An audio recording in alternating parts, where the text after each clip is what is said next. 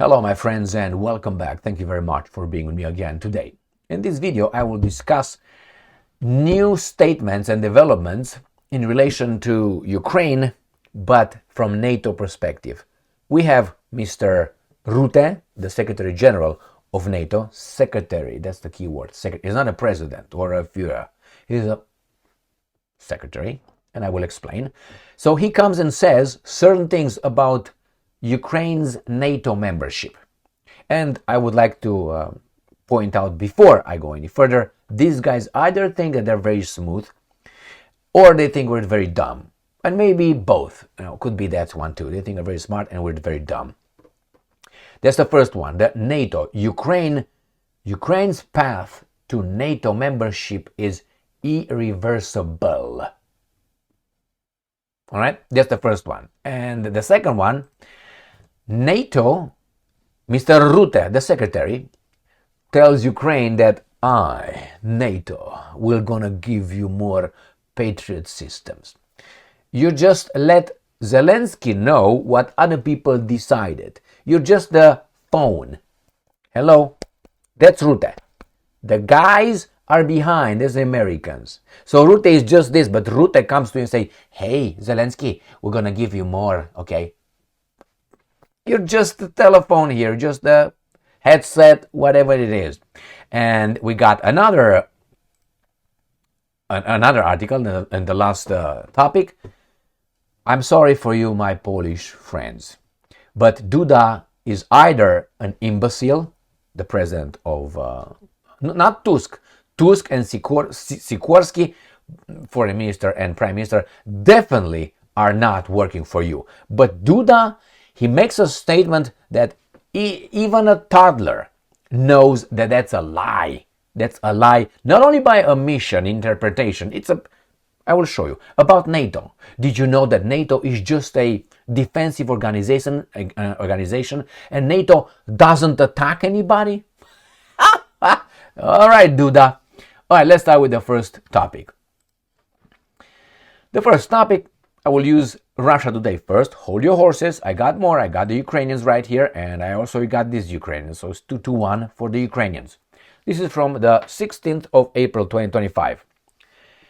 NATO chief, he's a secretary, rules out Ukrainian membership under peace deal. Kiev could join the military bloc one day, according to Mark Rutte. Now, who is this guy? This guy comes from the Netherlands, the big, powerful country of the Netherlands. I would like you to go over there and find out the population, the land mass, and not the GDP. Because if you ask me, I know I'm a baboon and an ignorant, what the hell are these guys doing? Can they even be self-sustained? Can they take care of their lives? Or they need colonies and others with money and finance? Good for them, good for them. But this is the guy. Just so you know, if tomorrow you're going to have an Estonian Secretary General of NATO, you ask, what the hell is Estonia? What is Estonia? Is this Estonia? But hey, we got, I think, what's her name? Kaja Kallas, as I call her, Maria Kallas. From what? Finland, I think she is? Something like that. She is the foreign minister of the European Union. Appointed. Finland? Anyway, I know, we're all equal over there. So let's see what this baboon has to say. Ukraine was never, he says, promised membership as part of any potential settlement of its conflict with Russia. The military bloc's Secretary General, that's what he is, Mark Rutte has said. Now, the secretary is this, takes phone calls and organizes and schedules meetings for the real boss. That's a secretary, okay? Don't get fooled.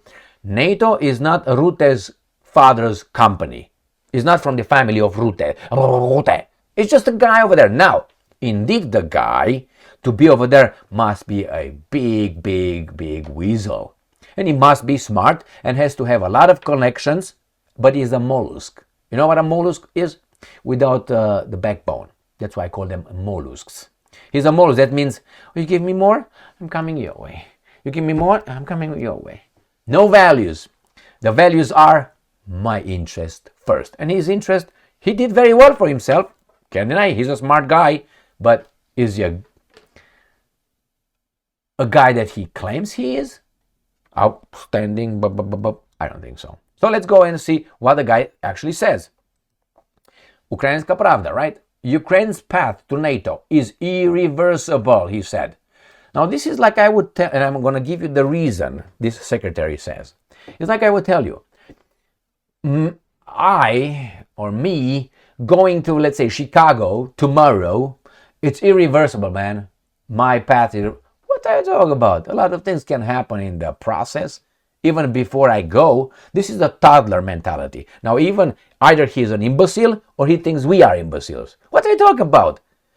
He talks about something in the future like clear. It's clear. NATO's, Ukraine's path is irreversible. I thought that Ukraine was supposed to be neutral, according to 1994 Budapest Memorandum. That was indeed broken. The neutrality was broken by the overthrow of Viktor Yanukovych's government, legitimate and democratically elected, by with the help of all right, a defensive organization. So that's when the neutrality was broken. It was never, oh, wait a minute. In 2008, if you remember that baboon called George Bush Jr., W, he came to Bucharest in the NATO summit and said, one day, Georgia and Ukraine will be part of NATO. And Putin was like, what the hell are you talking about? Smack, 2008. So, and then in 2014, Miss Newland Stein, Victoria, she did it my way. Okay, let's see what else this guy said. The argument why NATO's path of Ukraine is irreversible, or Ukraine's path to NATO is irreversible. Let's see.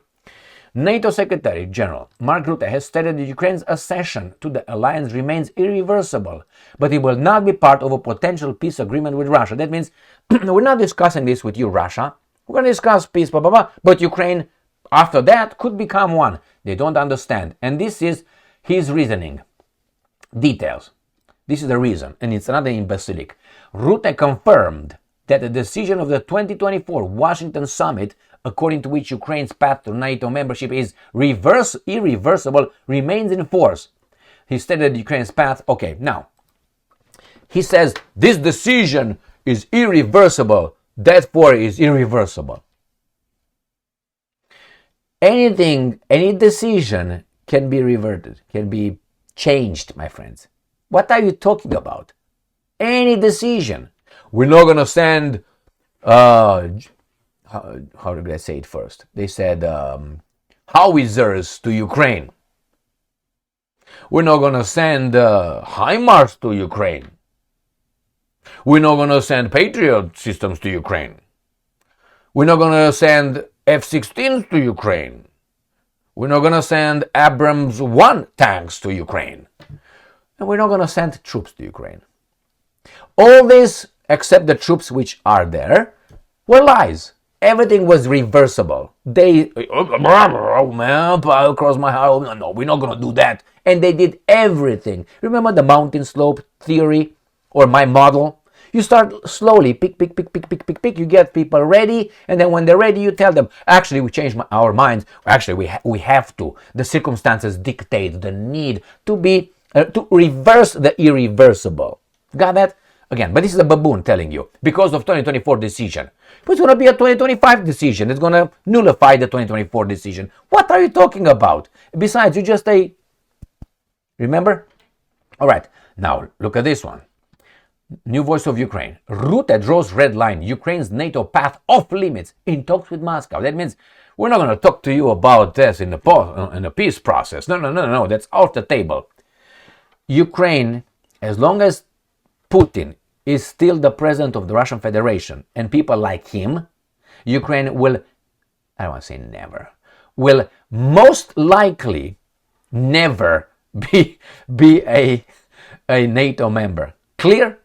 If one leader of Russia in the future will agree with Ukraine being a NATO member state, that guy is a traitor.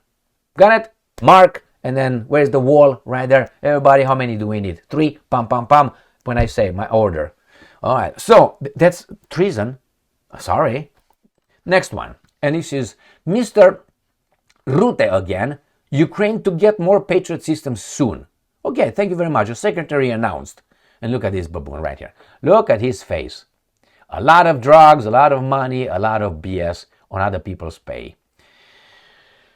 Most of the 7 Patriot air defense systems promised to Ukraine by NATO members in July 2024 have either been delivered or will arrive soon, NATO Secretary General Mark Rutte said on that. After promises are made, transferring equipment doesn't usually take very long, he said, right? Rutte also pointed out a new announcement last week for several countries regarding additional air defense system supplies. Ukraine needs more air defense systems. Why? Because this thing, what happened in Sumy, remember? Empathy. Oh, the Russians did it, but now they changed the whole story. Even the Ukrainians changed it. I made a video a minute ago, actually a few hours ago, regarding this BS. So, every battery saves lives, and we have seen how important it is after the recent tragedy in Sumy, where more than 30 people died in Russian missile strike. And in this one, they confirm that actually it was a military gathering, as the Russians said. But nevertheless, civilians died. Go and watch that video. All right, let's see what's going on over here. If necessary, I express my concerns during private, measured conversations rather than in public. That means the public is dumb, don't have to know anything. Rutte arrived in Ukraine on April 15, visiting Odessa with Zelensky. Earlier, Zelensky told CBS News that Ukraine is ready to purchase 10 Patriots. So Ukraine is ready to purchase 10 Patriots for $15 billion. Where'd you get your money, boy? Huh? In response, U.S. President Donald Trump complains that Zelensky, and I'm quoting, constantly wants to purchase missiles, immediately pivoting to accusing Kiev of starting the war. I made a video on this one yesterday, and that gets me to Mr. Duda. Right here. Duda pushes back on Russian threats. Oh my God, you got big balls of fire. So what's going on with this guy says? This is the classic Soviet-style propaganda. Okay, Poland is not afraid. It's Russia that's moving its nuclear weapons into Belarus, bringing them dangerously close to NATO and EU borders. Okay, all right, and this is what I picked this article right here. Everything NATO does is a response to Russian aggression. NATO has never attacked anyone. It exists to provide security, nothing more. So let me unpack that. So it's a response. This is easier right here, okay? NATO never attacked anyone. It provides security. I would like to know whose security they provided when they attacked attacked Serbia, Yugoslavia in 1999. Don't tell me the Albanians living in Kosovo. Okay, don't give me that shit. Because if that's the case, that means Russia or Soviet Union should have intervened in the riots, let's say in Detroit, in 80s or something, or in 90s in Los Angeles. No, that's an eternal shit. And not only should the others intervene in, I don't know, in the Jim Crow garbage that was in the United States of America. So by the same standard, no, it's not your thing. And that was not the world community, that was NATO. It was no Chinese bombarding Serbia. It was no people from Zimbabwe, my friends, bombarding Serbia. It was NATO member states only. Got that? So NATO bombarded without being attacked. And the security was what? Forming a new state over there. Taking it from another country. That's exactly what happened.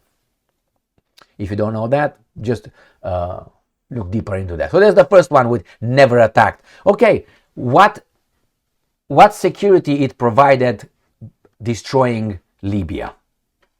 It was NATO. It was NATO. Missiles attacks, air attacks, no-flight zone instituted by NATO over a sovereign country of Libya. What are you talking about, Duda?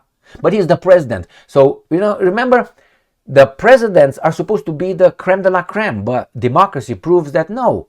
Democracy has baboons that follow other people's orders. And the society, the Polish people, oh, Duda. Duda is either a weasel, no, maybe smart, but I don't think so. Or he thinks that we're dumb. Again, the same narrative here. Never attacked Libya, right? To do what? It was Libya's internal war. What did you get? Oh, it could have spilled out. Really?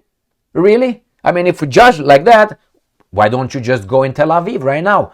War over there could spill out and go and take care of Middle East for a change. And they're going to take care, but not of Tel Aviv. They're going to take care of Iran, Tehran.